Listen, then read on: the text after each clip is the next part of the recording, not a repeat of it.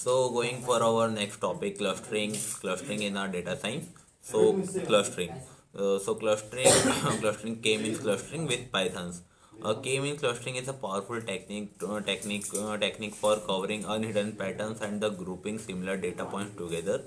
This presentation will guide you through the process of implementing K-means clustering using Python, exploring the applications and the evaluating its performance.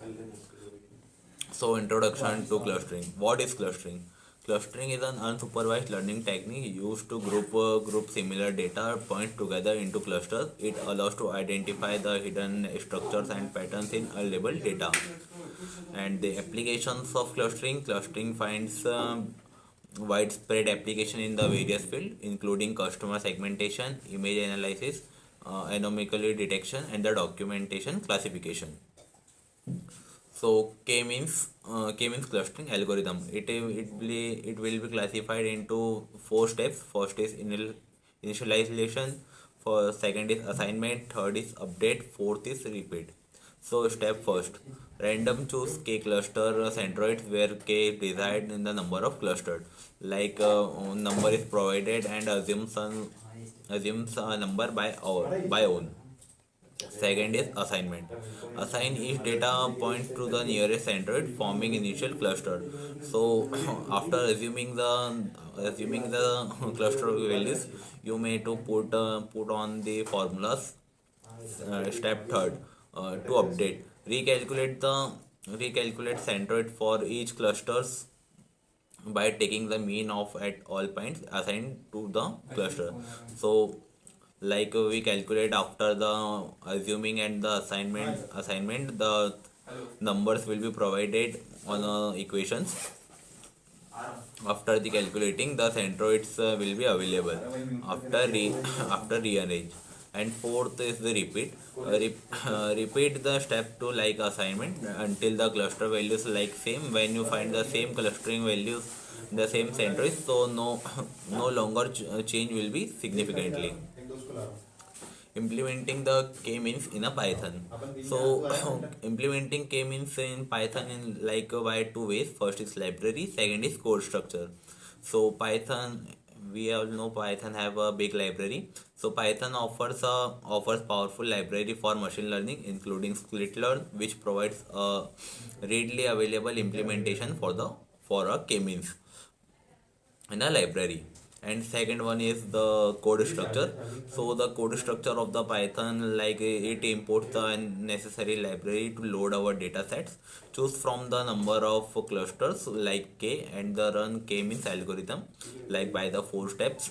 First is by assuming, second assignment, third is calculation, and fourth the repeat assignment when the two values are find same, so centroid points will be available. So to find the k-means value will be easier. So and the run k means you can access the cluster assignment and visualize the result. So the code structure, the important necessary libraries to load our data sets. It is implementing in k-means. Oh, so next with our visualizing cluster results.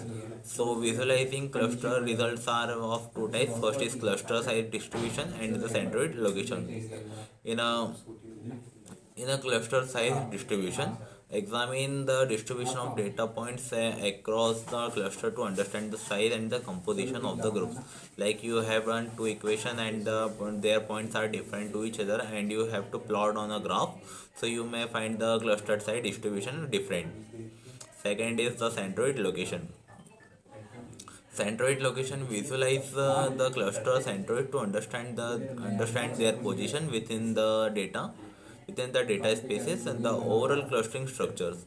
So overall, when you have to find some, we have calculated the whole k-means algorithm by some steps like those four steps. First is calculation, assignment, repeat, and when you find same centroid values, when your value is one of minus and the value is too small to plot in a graph, so there will be some small points will be available. So it may be on a dot structure, and the structure on the graph is very far to each other. So the so the points are distributed on a locations. So the locations of the every point is will different for for each every point for the centroid locations. So evaluating cluster qualities. So the cluster qualities are is been evaluating by the three types.